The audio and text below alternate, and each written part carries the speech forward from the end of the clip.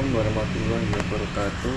Perkenalkan, nama saya Aditya Farel Firdaus dengan NIM 22830825 kelas 22 TK01. Di sini saya akan menjelaskan perbedaan antara COVID dan ISO 27001 dalam mata kuliah sistem pertahanan jaringan lanjut. Fokus utama di sini adalah COVID Control Objective for Information and Relay Technology, yaitu kerangka kerja tata kelola dan manajemen IT yang komprehensif. COVID berfokus pada memastikan bahwa IT selaras dengan tujuan bisnis secara keseluruhan dan memberikan nilai kepada organisasi. Lalu jika ISO 27001 yaitu standar internasional untuk sistem manajemen keamanan informasi ISMS. ISO 27001 berfokus pada penerapan kontrol keamanan informasi untuk melindungi aset informasi organisasi. Cakupannya, COVID meliputi berbagai domain terkait IT, termasuk perencanaan dan strategi IT, pembangunan dan akuisisi sistem IT, operasi dan layanan IT, dan pemantauan dan evaluasi IT.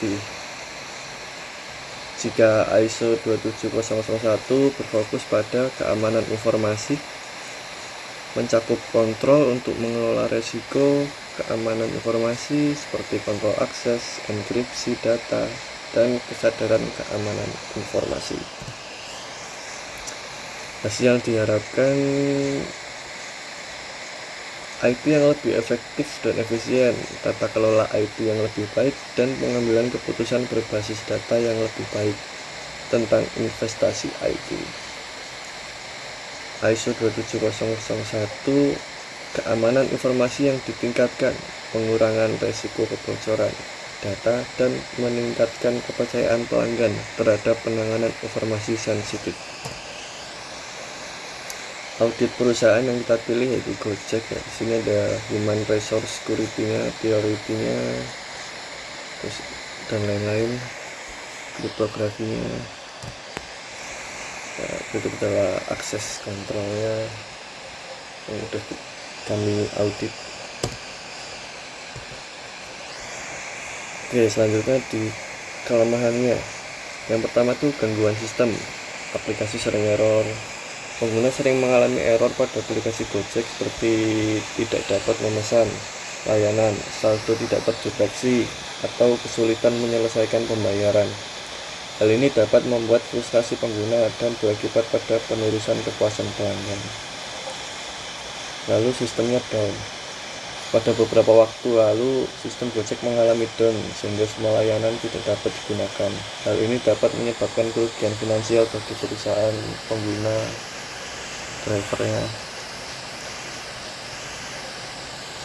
Lalu yang kedua, keamanan data. Nah, ini babnya bocoran data. Pernah terjadi beberapa kasus kebocoran pada pengguna Gojek seperti nomor telepon, riwayat perjalanan, dan informasi pembayaran. Hal ini menimbulkan kekhawatiran pengguna terkait keamanan data pribadi mereka. Terus yang nomor 3 ini persaingan ketat, ada kompetensi dengan platform lain. Itu yang dimaksud, Gojek menghadapi persaingan ketat dari platform lain seperti Grab dan Shopee Food. Persaingan ini mendorong Gojek untuk terus berinovasi dan meningkatkan layanannya. Poin 2 yaitu regulasi pemerintah. Kebijakan dan regulasi pemerintah yang berubah-ubah dapat berdampak pada operasional Gojek dan menimbulkan ketidakpastian bagi perusahaan. Lalu dampak sosial dan lingkungannya, ada poin pertama yaitu kemacetan lalu lintas. Peningkatan jumlah kendaraan roda 2 yang digunakan untuk layanan Gojek dapat memperparah kemacetan lalu lintas di kota-kota besar. Yang poin 2, pencemaran udara. emisi gas buang dari kendaraan roda 2 Gojek dapat berkontribusi terhadap pencemaran udara di kota-kota besar. Upaya perbaikannya yaitu perbaiki infrastruktur sistem, meningkatkan keamanan datanya, terus memperbaiki kesejahteraan mitra. Yang keempat, berinovasi dan meningkatkan layanan agar tidak tertinggalan dengan aplikasi-aplikasi lain pesaingnya. Ya, cukup sekian dari presentasi saya mengenai COVID dan ISO 27001. Kurang lebihnya saya mohon maaf. Bila taufiq wal hidayah. Wassalamualaikum warahmatullahi wabarakatuh.